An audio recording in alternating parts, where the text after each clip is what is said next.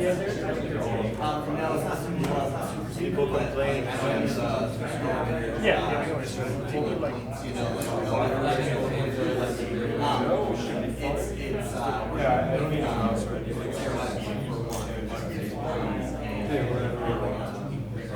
Alright, we're going to go ahead and get started here, so if you guys want to grab a seat. Finish up those conversations.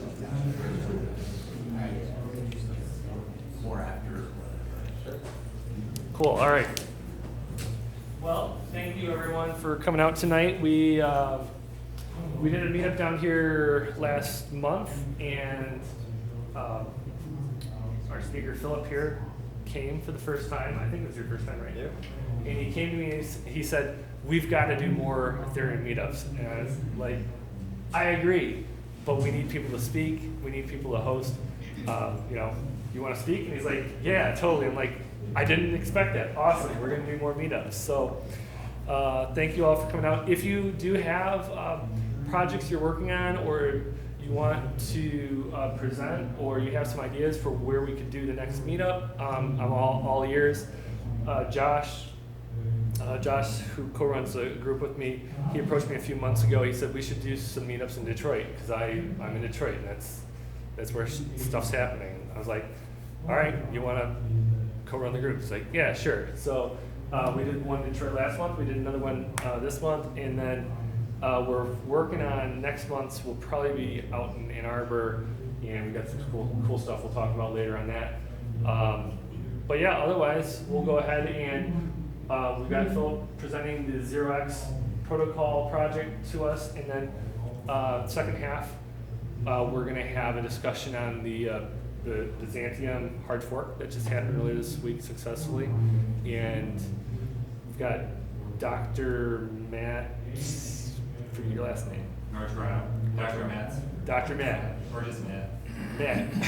He's going to present on that, and we'll talk more about what actually happened this week, which is really exciting. So with that, Philip has a French last name that I can't pronounce. But whatever. So I'm going to let Philip introduce himself. So let's give him a round of applause. Hi, well, as Alex said, I'm Philip, and I work for the 0x project. I'm kind of curious because, as Alex said, these meetings are quite new, so I'm not exactly sure where everybody stands. Who kind of knows at least what Ethereum is? Okay, most people. Good. Who could tell me the difference between a coin and a token? Okay, less people. Who knows the difference between a decentralized and centralized exchange?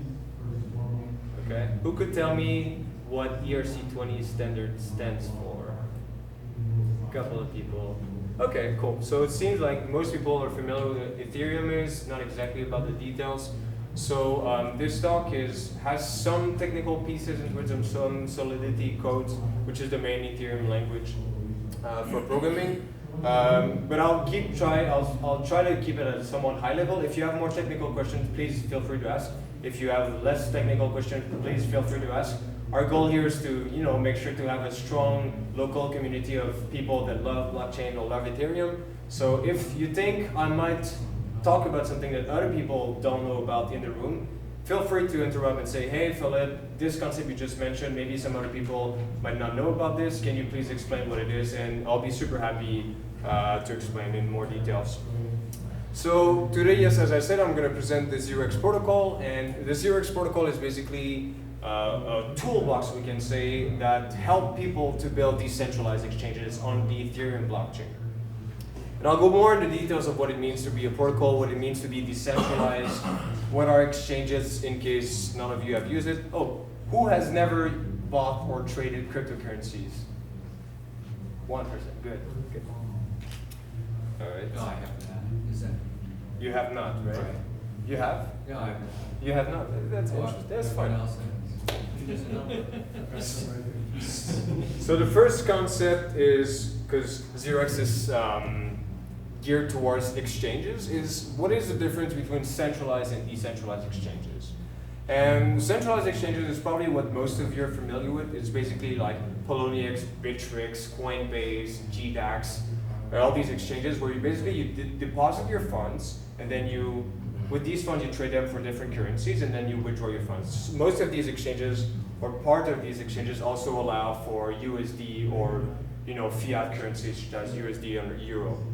And these exchanges are great at certain things. They're really fast, so you can do multiple trades per second. They can sustain up to tens or hundreds of trades per second. They're simple. Everybody knows how to use them. This is what we've been used to. And you can have access to fiat, which is a really important piece for most people, because when you come in the cryptocurrency world, you don't have coins, so you need at least to have a gateway to get in. And if, as me, you have almost no cash, eventually you still need to pay, your grocery and everything. And cryptocurrencies are not super useful for now, so you need to cash out. Well, so fiat access is a big one, and they're also very liquid. They have millions of dollars, billions of dollars processed through centralized exchanges, so it's really easy to have your order or buy and sell quickly. Decentralized exchanges, on the other hand, is something that is mostly caused or allowed on Ethereum, because Ethereum is a programmable blockchain, meaning you can build scripts that allow you to execute something in a trustless manner. And what a decentralized exchange is basically, it's a smart contract, it's a piece of code where you can deposit or send your fund that allows you to trade efficiently. And before I go into disadvantage, I'll give you examples of places where centralized exchange have been failing us in the past. So, has anyone used Mt. Gox? Or you've used Mt. Gox? Interesting. Does anyone want to say what happened with Mt. Gox? It's probably the most famous example. Obviously, they got severely hacked and lost. What was it? I mean, the equivalent now is unbelievable, but $5 billion. Yeah, I mean, it was 620,000 Bitcoin, something like that, right? Yeah, 850,000. So basically, Mt. Gox was the main platform for Bitcoin trading it started in 2010.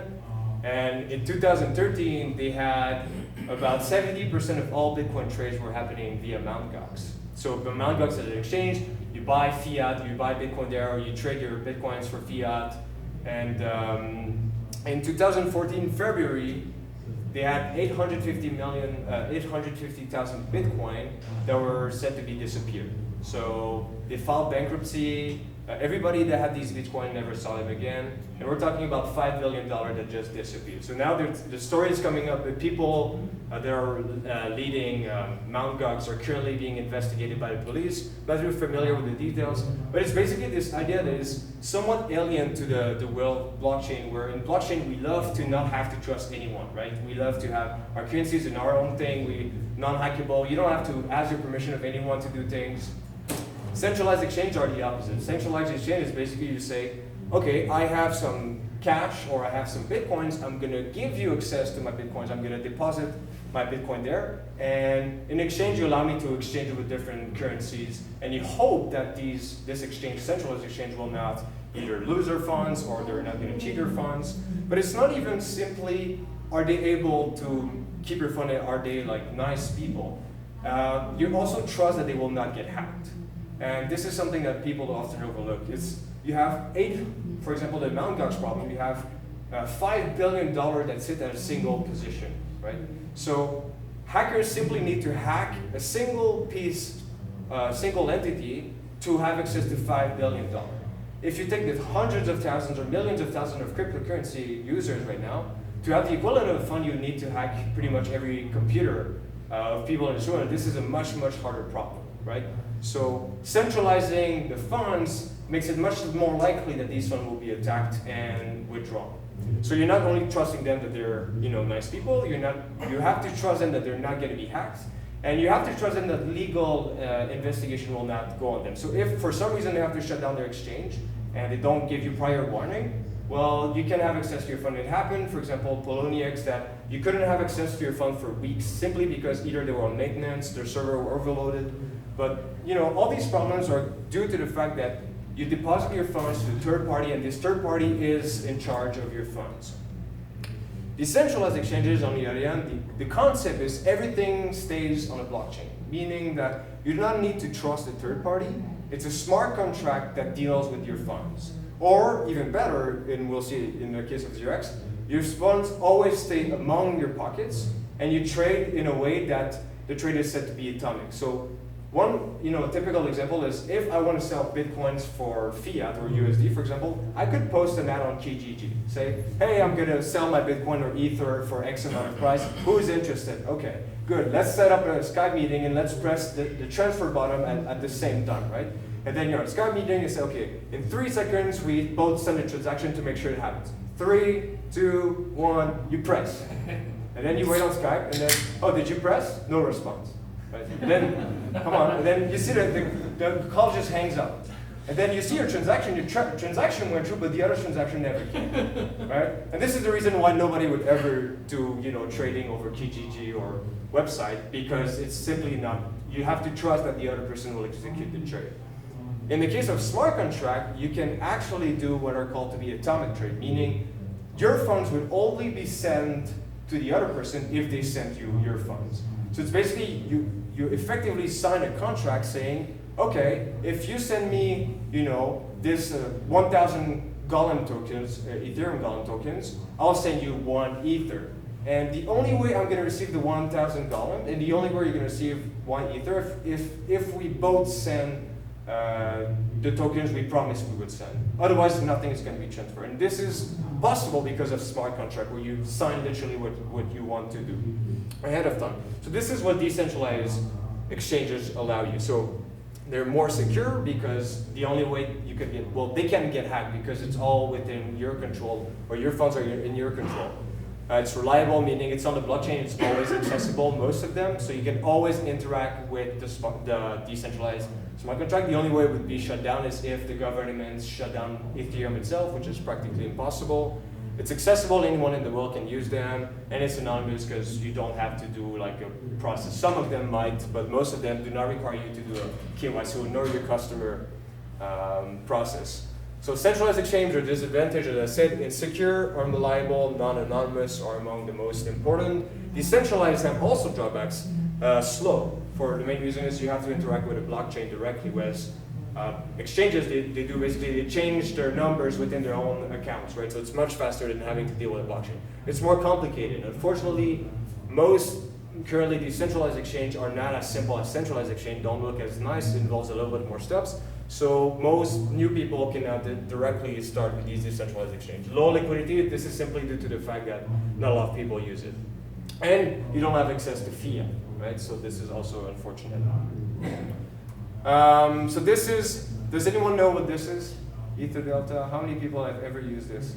Okay, so this is very low resolution, I'm sorry, but this is Ether Delta, okay? Ether Delta is, I have a lot of respect for it, and it takes time to get used and actually start appreciating because it doesn't look super user-friendly at first. But Ether Delta is a smart contract-based exchange where you can trade all your Ethereum token without having to trust anyone. And Ether Delta, although it doesn't look pretty, currently holds, so on Ether Delta, the smart contract, there's about $800 million on it, and there's millions of dollars traded per day. So it's definitely something that people use, people appreciate, but it has some downfalls, times, and speed. And I'll skip through the details of the problems that it has, because it also has, in my opinion, really good solutions to the centralized exchanges. So this is already a good alternative. Now, before I start explaining, I'll start explaining more what 0x is and what it allows you to do. But the idea behind decentralization is that you don't really need to use a third party, right?